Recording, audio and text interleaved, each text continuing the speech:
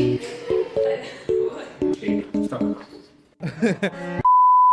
how's the event going so far? The event went really amazing. I loved how the speakers were really comprehensive about everything. It went amazing. I loved hosting it and I loved learning all of the tips that Mohammed Nasser had to provide for us. And I think it was really helpful. I learned a lot about LinkedIn, how to make like a concise paragraph and how to definitely make a profile out of myself. It was fun, it was pretty informative and like very useful as well. Event went pretty well. I learned a lot about how to build my LinkedIn profile because currently I'm looking for a job I can get it right now. So with this information, I feel like I really upped my knowledge of LinkedIn. How much do you rate this event? A 10 out of 10, definitely. It was so fun. I loved the event. It was really informative. I rated it a solid 8 out of 10. I would rate it a 10 out of 10, totally. It was very, very informative for me as I don't have a LinkedIn profile. And yeah, it was honestly a 10 out of 10, honestly.